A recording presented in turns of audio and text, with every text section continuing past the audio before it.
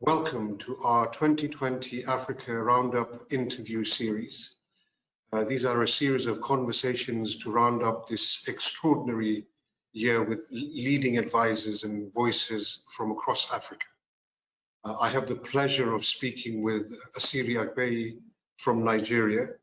For those that don't know Esiri, she is a partner with PwC in Nigeria. She heads up the private wealth client services team, which provides specialist services to high net worth families and entrepreneurs. The team ensures their clients' complex affairs are compliant, whether from a personal perspective or from a corporate perspective, including their international structures, which the team ensures are optimal for succession. Esiri is also an honors graduate from the University of Ibadan. She's a fellow member of several professional associations. She has done several international courses, including around private equity, international tax, whether in the UK, in the US. And when she has time, Esiri is also mentoring, writing articles, and is a regular public speaker, whether in conferences, regionally, locally, or indeed internationally. Thank you very much for taking the time out today, Esiri, and to be with us. Thank you, Faisal. Okay, let's start with a short summary of 2020 in the context of Africa. A nice and easy one to get the conversation going. How would you summarize 2020 and its wider impact on Africa? Yeah, I think 2020 has been tumultuous and interesting on both sides, and tumultuous for very obvious reasons. You know, we've had the global pandemic. Despite lower reported cases in Africa compared to the rest of the world, the pandemic has adversely affected a lot of things. Personally, that has been gloomy, and even nationally and globally as well. And we're still reading through all of those. But that's also adversely affected the fiscal sustainability of most countries in Africa and West Africa, especially evidenced by the unprecedented rise in debt stocks and plunge in fiscal revenues just due to subdued domestic and foreign demand.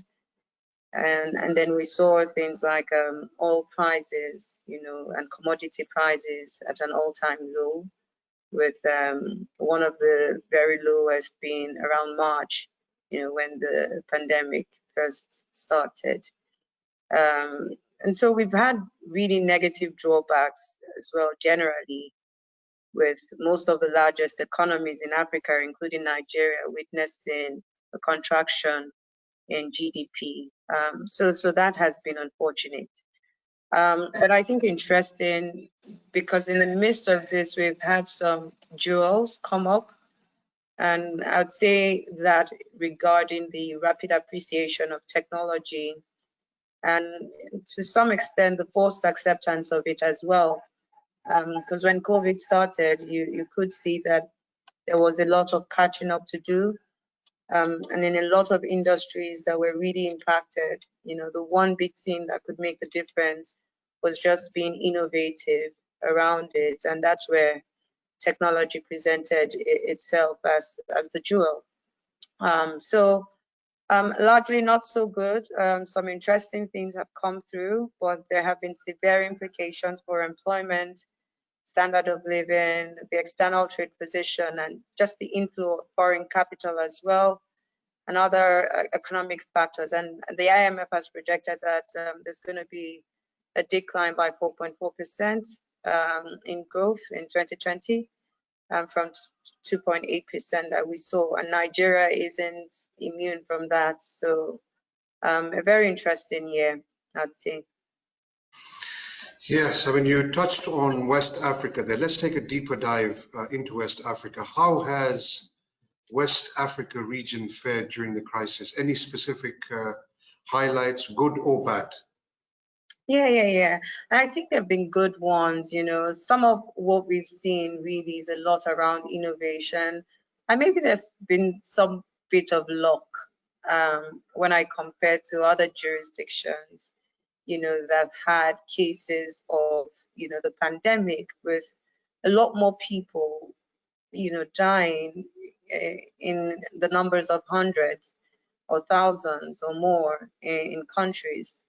When we look at West Africa or Nigeria had just about 1.7% per 100 confirmed cases as at December 3rd. South Africa 2.7% persons, and Ghana had just lower than that, 0.6%. But when we look at the European counterparts, it's quite different. Even with that as well, we still had sore cases, with Egypt recording 5.7 cases for every 100 confirmed cases.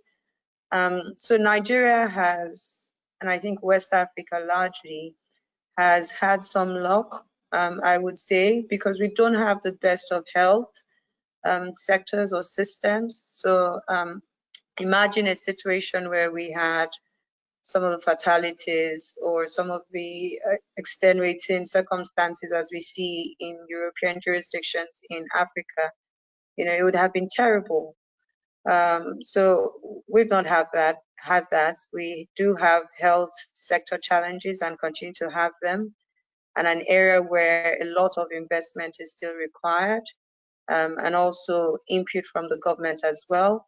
But I think the good thing, or the shining light, was on the side of innovation. So even during this period, there was a lot of just a number of SMEs coming up with unique ways of just making sure we were compliant with some of the social distance requirements or the cleanliness requirements without having to touch a tap, for instance. There were those kind of inventions, and almost all automated, which was very interesting. And for some of these companies, it's really around scaling up so that we could have it pervasive. But at a very basic level, there was a lot of compliance with COVID-19 guidelines. And I think that also helped to reduce how widely spread it was. And on the side of luck, some people say maybe it's because we had so many herbal teas to take, and that the sun, we're in a tropical region, so that also helped us. But I think to a very large extent we've been lucky.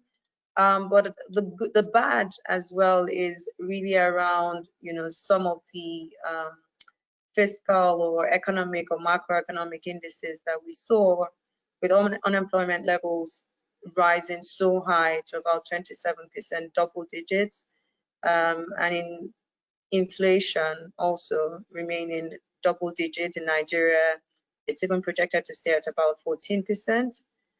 Ghana's inflation rate is projected at about 10% from 7.2% in 2019. And external accounts, current accounts, continue to wane further. There are higher external debts. Total government debt stocks are also expected to rise in 2020 and next year.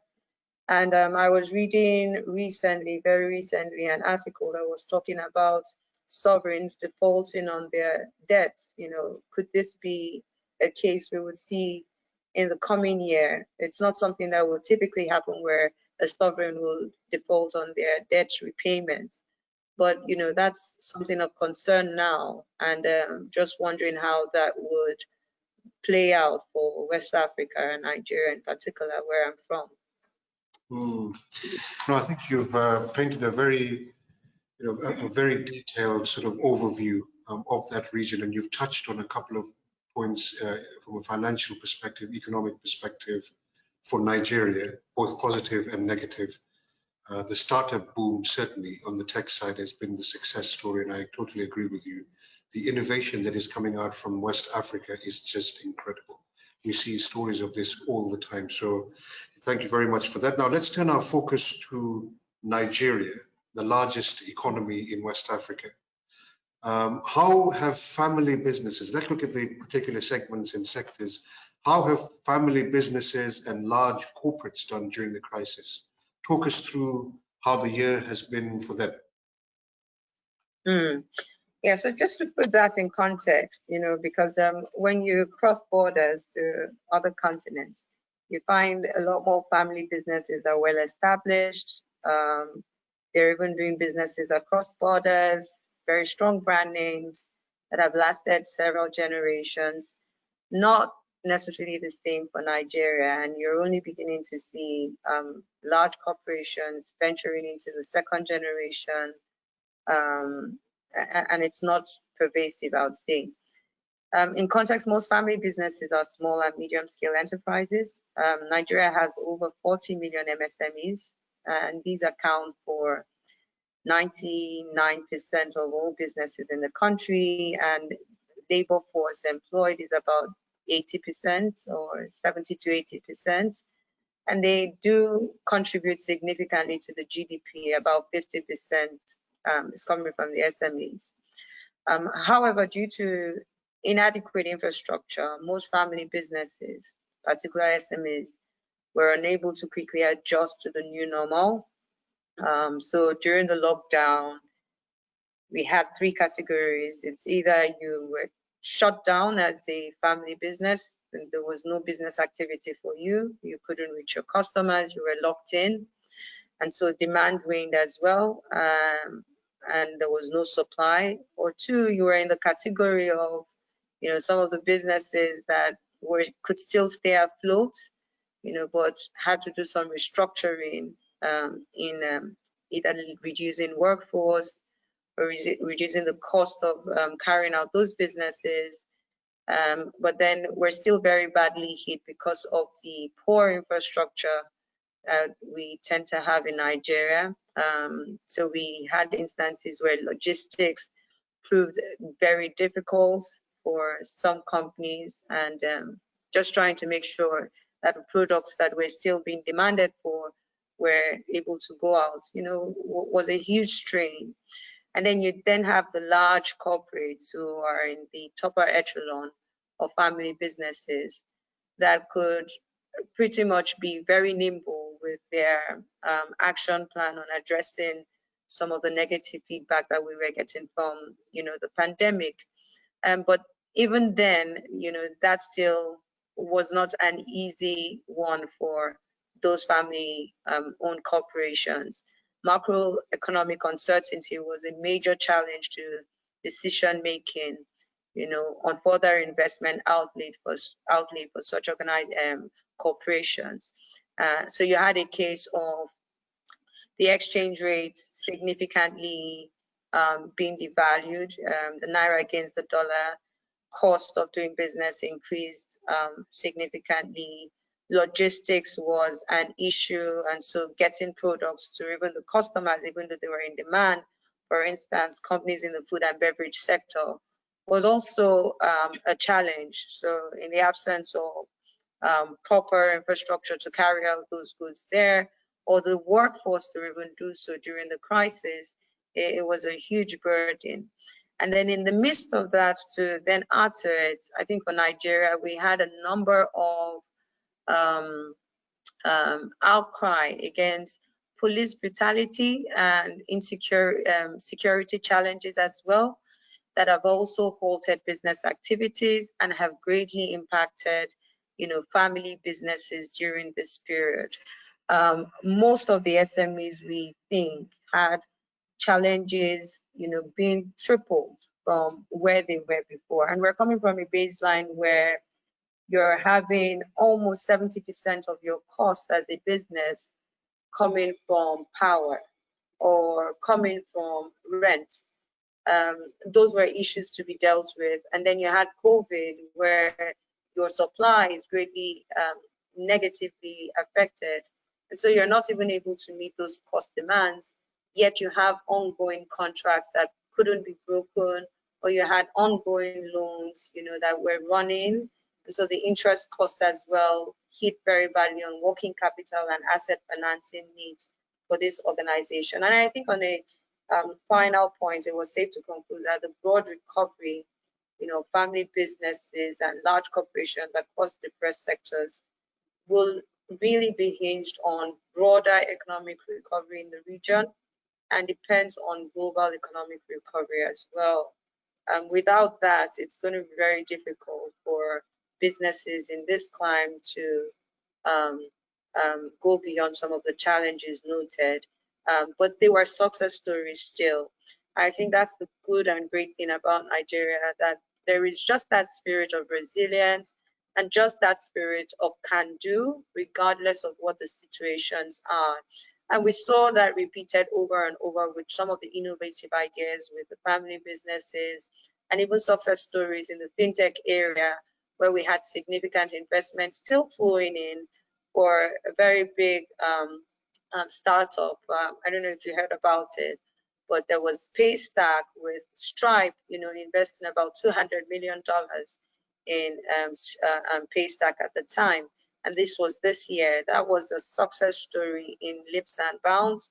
We also had, capital raising for digital banks that came up during the period. Kuda Bank being one of those success stories as well.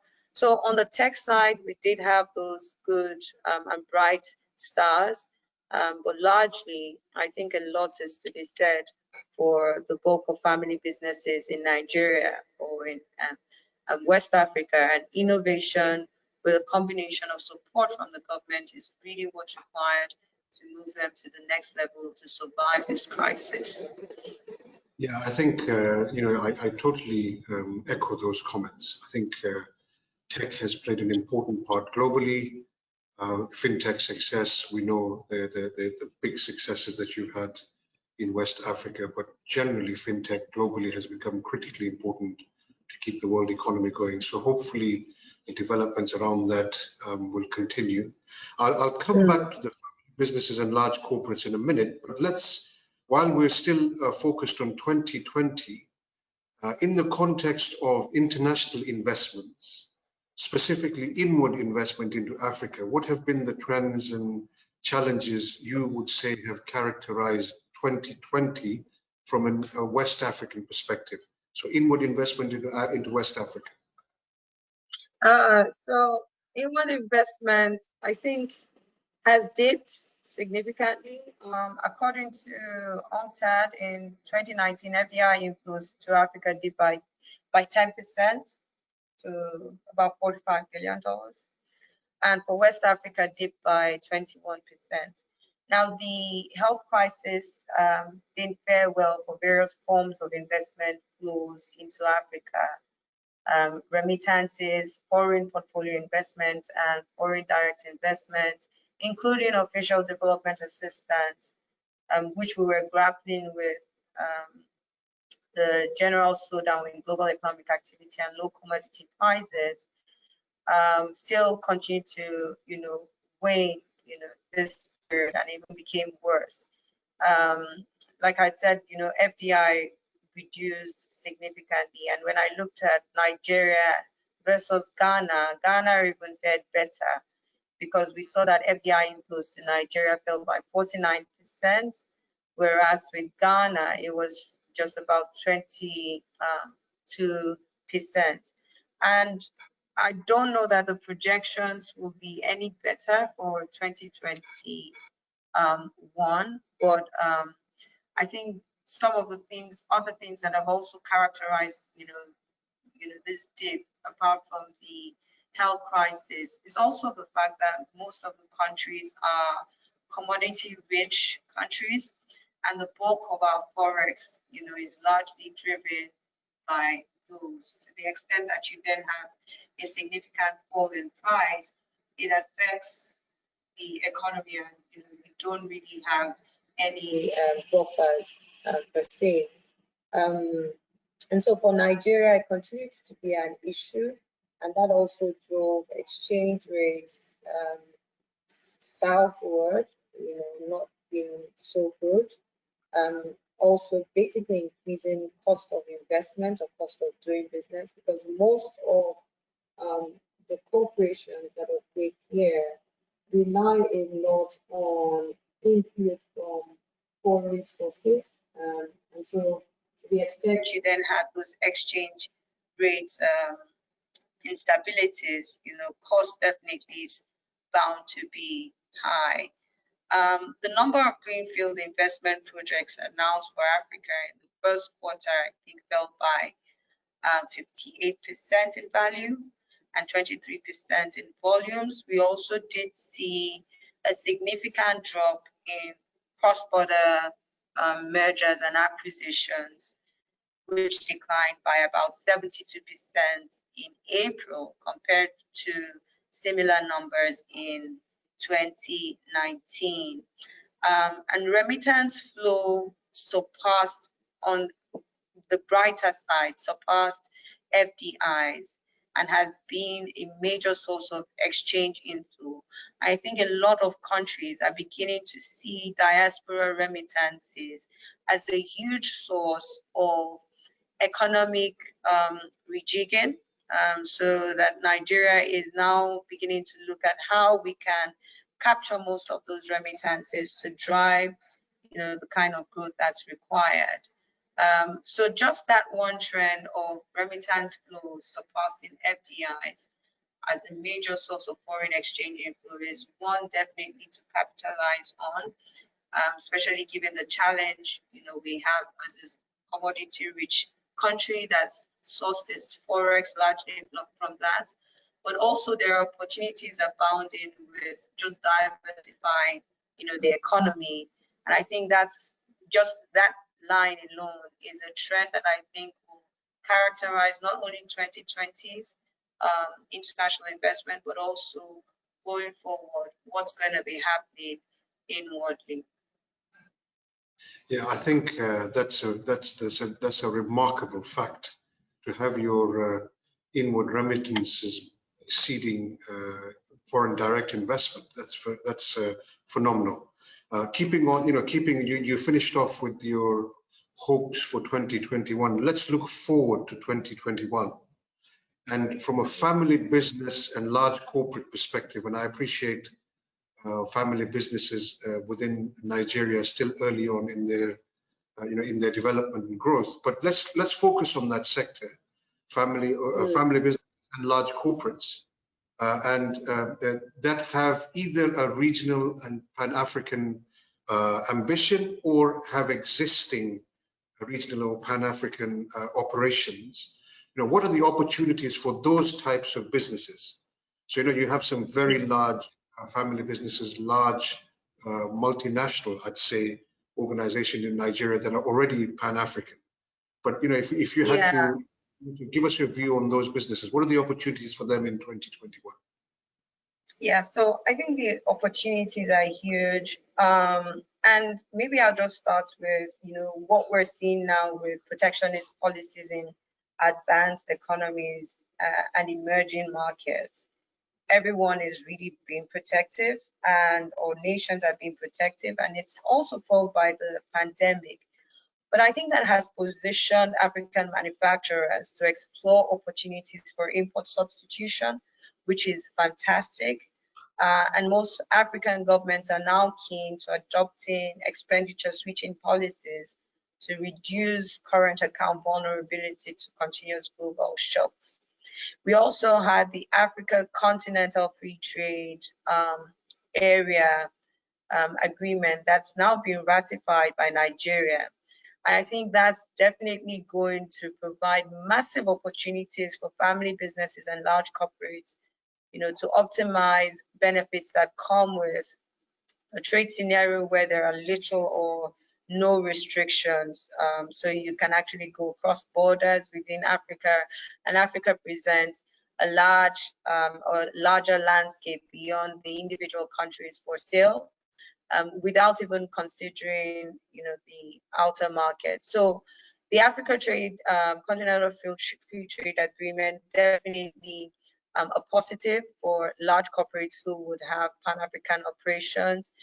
The devaluation of the currency as well is definitely something that brings in opportunities, meaning that imports will continue to go beyond reach of the average Africa. And as a substitute, local manufacturers need to stand up to providing substitutes for expensive imported products. We've seen that happen before now, and I think it's just going to increase immensely with the further devaluations that we're seeing. For the agri sector specifically, there will now be need for manufacturers to source their raw materials locally so that they reduce the impact of currency devaluation of inputs, so that there's now more effort going to be channeled into backward integrations for such businesses and enhanced markets for farmers and other stakeholders in the agri sector.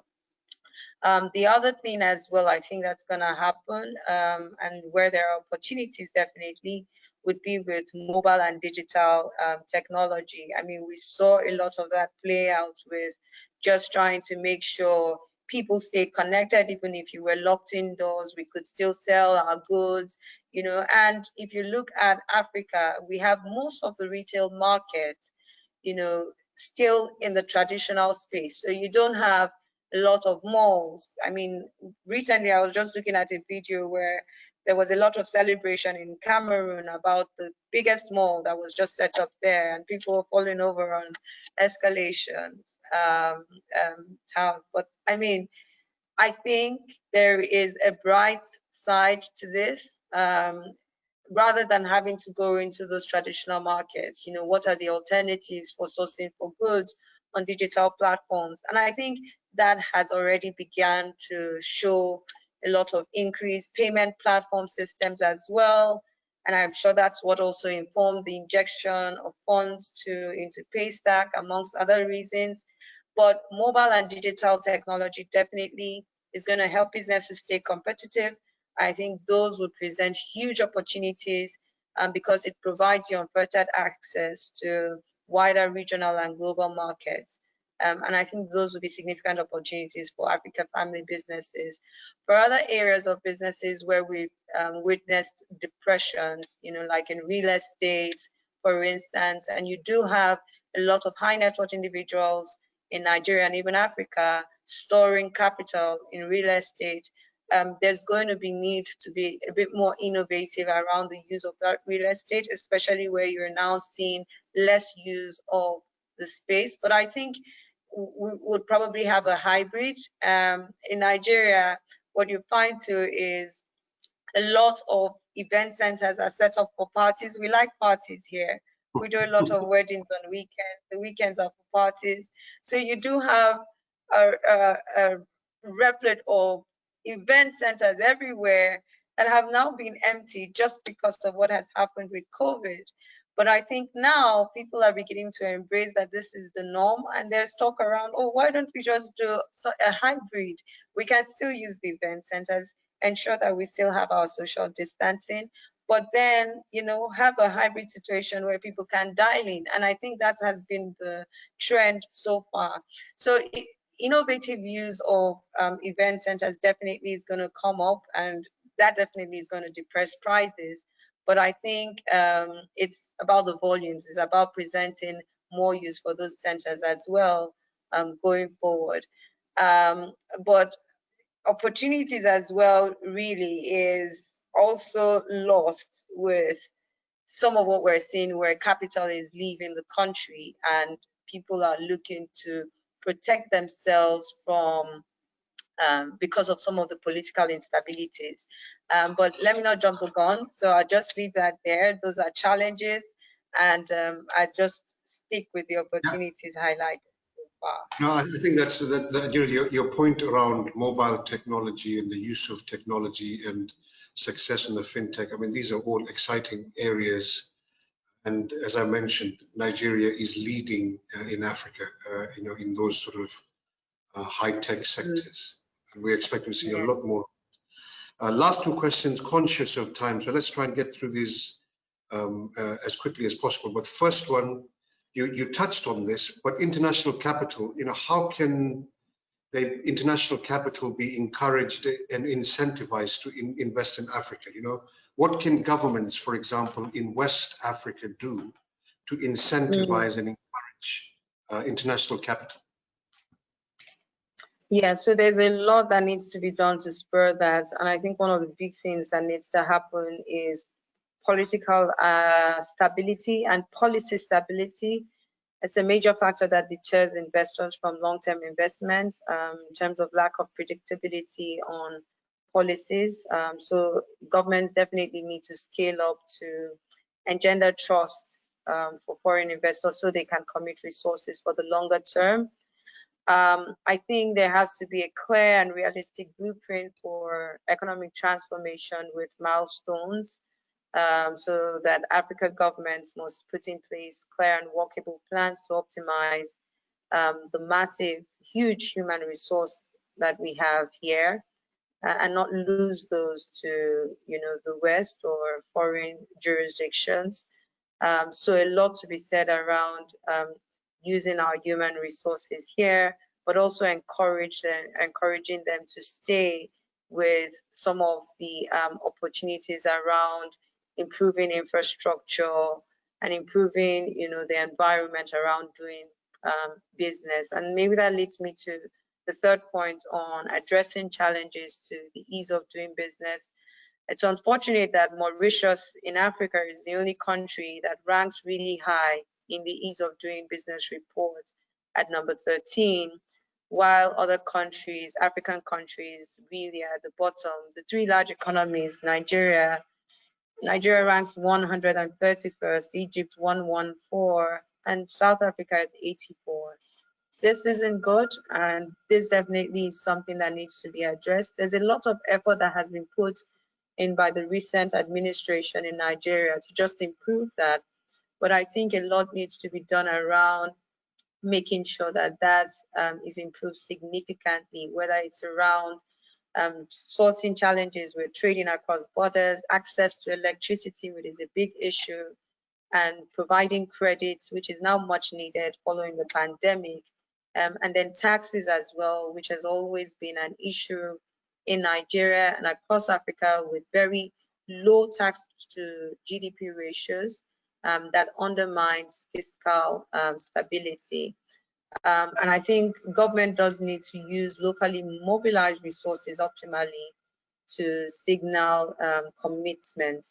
Internally generated revenue, although not enough to meet fiscal needs, must be used judiciously to show foreign investors that the government is committed to their optimal use of their funds. And I think the one big thing that governments can use to show that commitment is just reducing the cost of governance, in the country.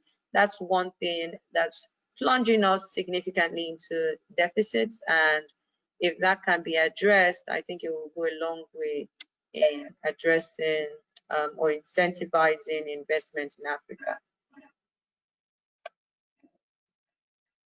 Thank you very much, Esiri. You've summarized that quite well, and let's hope some of these changes do take place. Final question, you'd be pleased to know from me. How will West Africa do in 2021?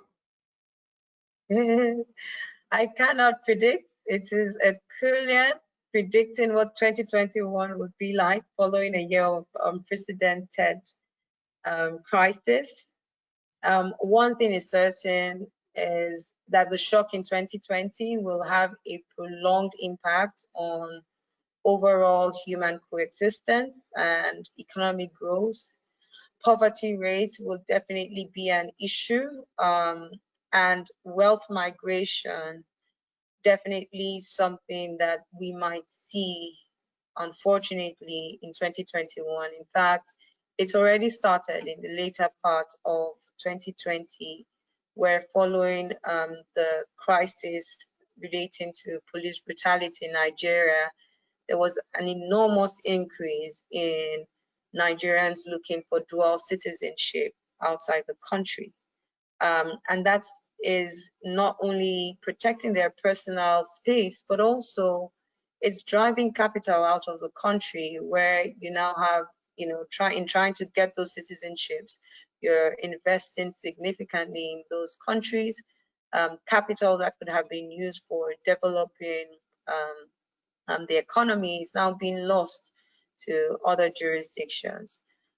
So I think this is definitely something that may have a prolonged impact into 2021.